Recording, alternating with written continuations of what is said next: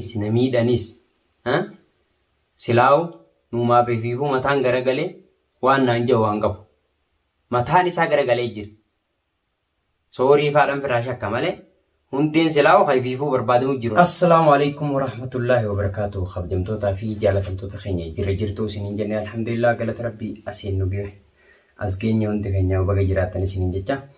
Akkas gaara fee maalirra baddee jechuun keessan hafan qabu ani hunoo urjiidhaanis akka isin jechuu jirtuun isin dhageessanii feerusaa taatu sababa aaneetiin gaggabdeet ciisu jirti jechuu jiruun qabdu.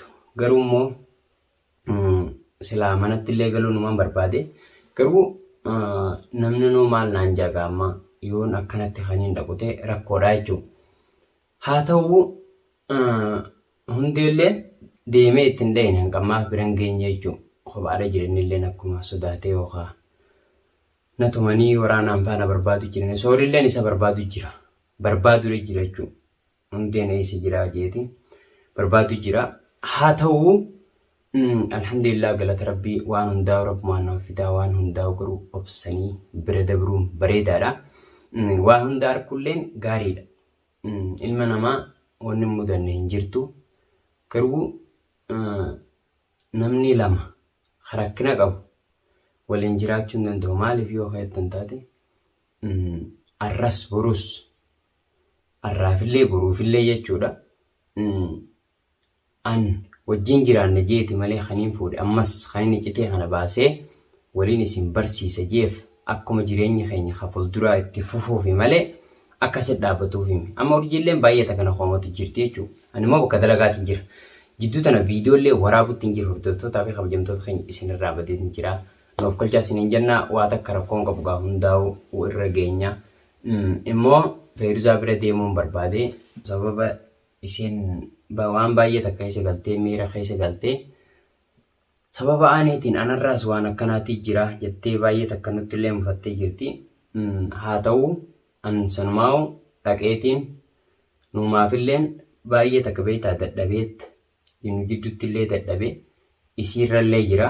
Anamma gaa dhaqee dubbisuun tiyya yaana qabanii yaana dhiisanii hordoftoota keenya nu faana turan isiniin jaa. Kuni sodaa miti jechuunatti. Maaliif arras borus rakkoon teenya rakkoo teessanii gizee nuti rakkanne isinilleen karaa amantiitiin akkana ta'a waan akkanaa godhaa waan akkanatti furaa jechuu turtan. Garuu amma baay'ee takkana tulfaattee jirti. Maaliif dubartiinis mataa nama jeetti. Lama gizee taate wajjin jiraachuu hin dandeessu. Yoo sadii taate yoo afur taate jechuu takka baay'ee takkana dhagamu jira. Ani immoo amma tanuma keessattuu ibsu daadhee hin jira. Maaliif aaneellee dhaqee hin gaafanne. Innilleen alhamdulillah bahuufi rabbiif galanne haa ga'u. Garuu feerusaan fiifuuta biraa keessa jirti. Quban qabdu jechuudha. Waa hundaa'u alhamdulillah bagaa rabbi waliin nuti eebiseen isiniin jaa. Ani kaniin viidiyoo isinii waraabuu dhiises rakkoon tiyya baay'ee takka jabaatteetiin akkumaan itti dubbadhu baay'ee takkana tulfaatu jirti. Maaliif rakkoon keessa jiru anumaaf beeka jechuudha. Hundeenis deemee waan sannan furre dhaqee na dura waan na mudatu jee mudanne wanni akkallee isa mudanne sodaate innis akkanumatti hafe sababuma isa barbaadaniif. Maaliif akkana barbaadan dhimma kun dhimma kiyyaa miti jaa. Anillee na hin cinqaminii viidiyoo dhiyoo tanarratti dhingada irratti jechuudha. Dhiisii firraa dhiisii ati dhaabbuu jireenya ija keessa hin rakkatinii hin jeen. Inni immoo dirqumaan deebee viidiyoo urjii hojii waraabees agartan. Ani ammoo gurbaa hin rakkatinii irraa dhaabbuu hundeen miskiinaa warri jechuu turtanillee dhugaadha. Hundeen miskiina garuu ifiif keessaa dhaabbachuu diti. Dhaabbuu waan akkanaa tanan seeninii rakkoo waan rakkadnu wajjin hin rakkatinii. Gaafa duraa immoo marii adheensan na haade. Wanni nan akkas jeef na haade ansi wajjin hin mari'anne. Anaa si hojii fuudhee gaafa ati fuutu si wajjin jiraayi. Kuni haasawaa miti na biratti. Maaliif fuudhee akkaan itti fuudha naaf beeka. Badaa ta'us anaaf badaa ta'a. Garuu immoo erga wajjin mari'adhe waa'een an ta'e ta'uu qabaa jechuuf hin jeen. Hin ta'u yoo jees irraa dhaabbachuu danda'u yeruma sanittu akkanaa waan akkanaa ittiin seenu yoo jees rakkoo takka hin qabu jechuun na bira. garuu alhamdulillah bakka inni namaan gahu rabbummaatu beeka. As keenyeen isiniin jaammallee arras burus rabbiin umrii nu haa dheerisu waliin nu haa jiraachisu. Ani amma urjii bira sin jiru. Feeruzaa bira sin jiru. Garuu immoo Feeruzaa bira dhaquun dirqamayya. Dirqama boru deemeetiin dhaqa. Niin dhaqaa miti niin dhaqa. Wanni naan bisu takkallee hin jirtu. Garuu immoo ammas yoo hagartee mufii san isiin fixachuu baattee jarri gartee achii dubbii lafaa kaasee jechuufiin xiqqoo fi shakke. Ani shakkiidhaan jiraadhus taa'us dhaquun kiyya dirqamaa jechuudha. Isii waan akkana taatee jirtuuf. Yoo irraa fagaadhes boodas ni mufatti. An dhukkubsadhu du'uu natti hin dhufuu jettii mitiire. Sababa saniif dhaqee bira ga'ee waan isii mudate kana wajjin qooddachuun tiyya dirqama kiyya kun. Maaliif? Arra dhuguma urjii wajjin jiraa jeeyoon dhiises urjiinis laalu jirtan isin. Akka isin ittiin garagalu jirtu. Haa ta'u garagaltus dhiiftus jaartummaan hanqattu numa teessi. Maqaa siisan qabattee numa teessi jechuudha. Jaartii haadha feete jechuudha.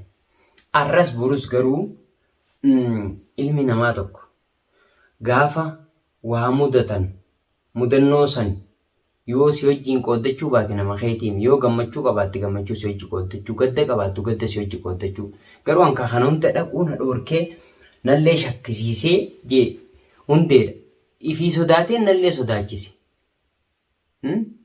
Yoon dhaqee rakkoon narra xuumamaa yerri na barbaadu jira jaannin isaa harku jirtan hordoftoota garuu immoo an deemee arras burus namni dhaquu na dhoorku hin jiru.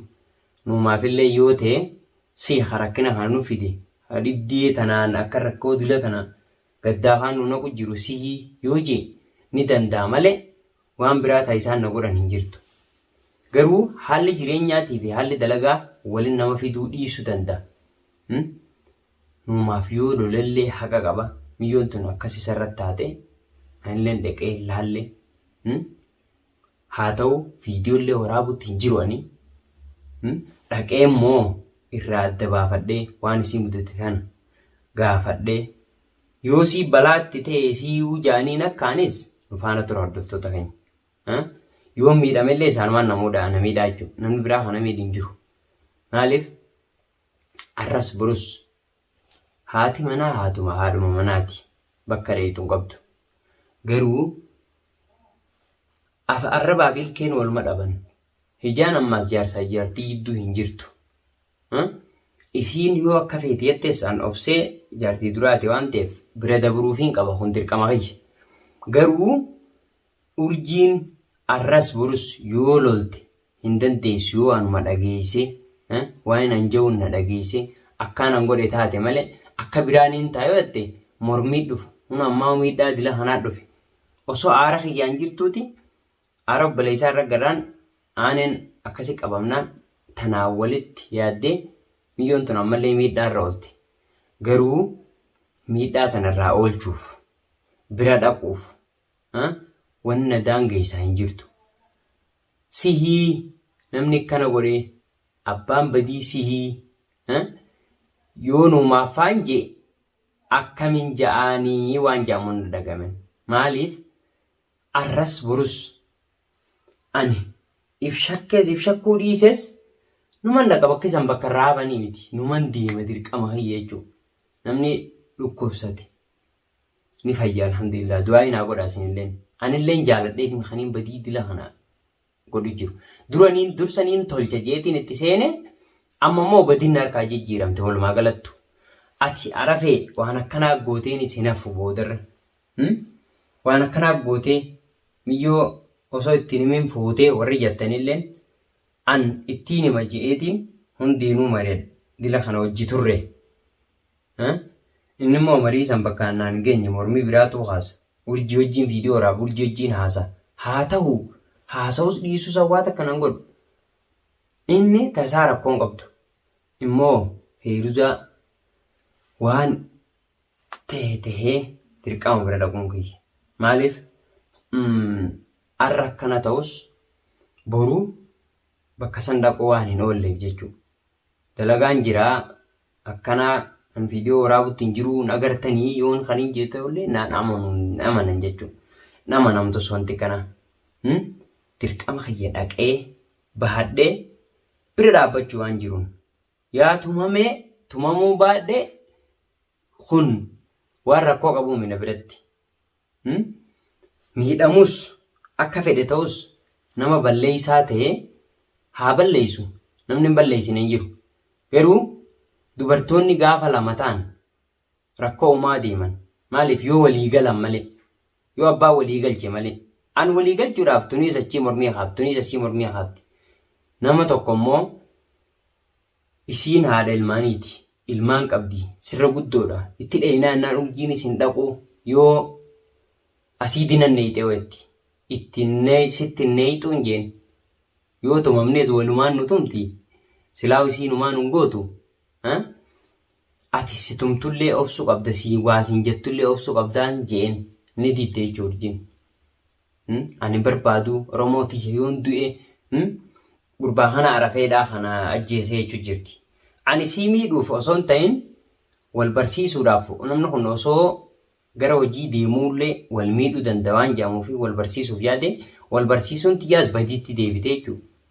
Haa ta'uu badiitti deebitus dhiiftus dhaqee irraa addaan baafadhee yaadni mana ajjeesee jiran xiyyaafu. Yaadaan du'eetiin jira yaadaan mataan na garagalu jira. Maaliif isaan taatoo baay'isanii waliin dhagaan deebi'immaas hinaaffaa wayiitii jira. Abadan namumaa hin dhagaan dubartoonni jechuudha. Tanatti hogguu himte tan ilaa isii yaalatta. Hogguu waan kana jettee laa an akkasii miti. An jaartii xiqqoo miti. Jaartii xiqqoo fi guddoo waan jettu dhiisi. Wali kaan haa ta'u isaan ja'anis dhiisanis ani dhaqee addaan baafadhee waan ta'e kana yoo nan balleessellee dhiifamaa feeruza waan akkanarra dhaabboo if hin miidhini biyya namaa jirra jee ibsa godhaaf.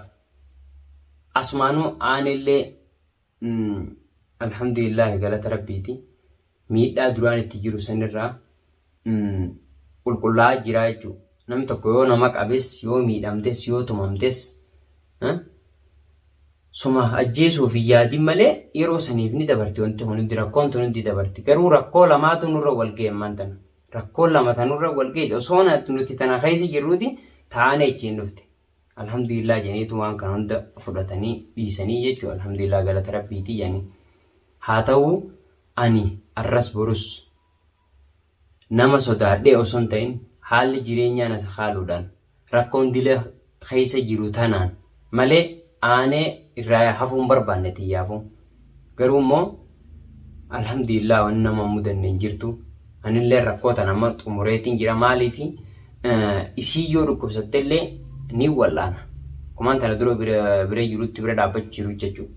Garuu immoo tanuma duraa'u wanni fuudhan na naqees shakkii kan akkanaa tana dagamaa gamanaa dhuftu tana gartee. Akkana maan taane maatii ijoollee dalagaa ergite akkam godhuu deemtaa isaan jaartiiteetii jetteet isiin tana duras dubbachuu turtee jirti gara waggaa lamaa jechuudha. Osoo ijoolleen galchin duraa'u. Deebi'aan fuudhe akkaan fuudhettuu rabbi na jaari. Garuu immoo waliin barsiisa gaafan jiru rakkoon ana eegan tiyyumaafu. Wanni takka osoo duroo waliin mari'atin ni baddi. Dhiirti garuu ni fuuti. Fuudheen afuruu ni fuuti. Dho'isee fuudhee garsiisee fuudhee masaanuu. Haa ta'u garuu immoo isaan lachuu jaartiiti. An ammas masruufa kan nuufumatti hin jira.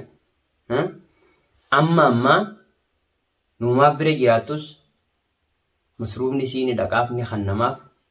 Garuu immoo isiin tun miidhaa keessa galtee jirti. Du'aayi naa godhaaf hordoftoota keenya.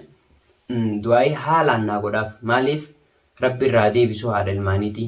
Akkasuma immoo feeruzaan nama nagaatillee. Haa ta'u haaloltulleedha.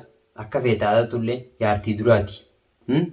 Amma immoo urjiin xiqqishoo obsii hanqa wal bartanii jennaan nama waliin beeyne anaa isii beek malee isiin nan beeytu yoo asii diinan neeyxeoo yoo namiiteoo waan akkana jaamu kanaan shororkaan dilli tunundii miidhaa tunundii dhuftee jechuudha. Amma isii miti nuumaafuu miidhamee jira. Maaliif yoo ka'ettan taate namni tokko hoggaanii fi namni irra dhukkubsatu rakkoon dilli tun irra jirtu takkalleen jalaan xumuramin mataan isaatu rakkoo seenaa jechuudha isaatiifu. An viidiyoo tana dura Feeruzaa irra gaggabde tana jechuudha. Tawaayee aanee tanaa fi teenya tanaa wal qabsiise nuti ifiifuu rakkoo keessa jirre. Inni immoo waan haasa'u dhabee waan dubbatu dhabee yaa rabbii kiyya jee du'aayii godhuufi jira jechuudha. Isinillee hordoftoota keenya du'aayii haalaan godhaafiidha. Arras burus rakkoonni dabartii hin dheessu gaan akka fedhe ta'us gaa'unoo jaarsa numan dhaqaa fiigee numan dhaqaa yoo isaan na cafaqanii na wajjin ifiifuu isifii isaatiifuu barbaadu jiran haalaan barbaadu jiran hundeen isa jira dhiisallee jeenan yoon dhiisaa jeenis hin dhagaan maaliif marii duraa san keessa akkuma nan jee balaan sirraan ooltuu garan gaggalinii ammallee kaniin je'uun keessa jiraachuu harkan isaan viidiyoo immoo ani deemee dhaquun kiyya dirqama yaa tumame yaa na dhiisanii immoo nuumaaf rakkatu jira maa'u akka godhu Allahu aalam. An akkanuman godhaa jechuu jira amma dhaqeetiin an immoo itti dhaqee bira gahee waan inni irra gaheefi hundi immoo jarri dhiisuuf hin deemu sooriin akka nama askaratti godheeti waraanni isa qabuunsaa hafan qabu. Yoo miidhamellee anumaa taafama geessa kumaan gaafattoo hamsee haafama geessatti wallaanetti rakkoon tun rakkootii jenarraa kaate jechuudha. Bu'uurrisii anarraa kaate garuu maaluma akkan ta'u akkaan itti viidiyoo waraabu dhabee akkaan itti nama keessa gad ba'ullee dhabee sababuma tokko waan hin sababsadhullee hin qabu garuu amma dhukkubni dhufee jira miidhamtee jirti biyyoon tun fiigee bira dhaquun tiyya deemeetiin dhaqa hordoftootaa fi kabajamtoota keenya. Gaa yoo miidhamnellee du'aayii nuu godhaa ammoo Feeruzaa akka fayyitu du'aayii haalaan godhaafin isiniin jaa hamma viidiyoo biraa qabannee isinii deebinutti nagaan nuu turaa.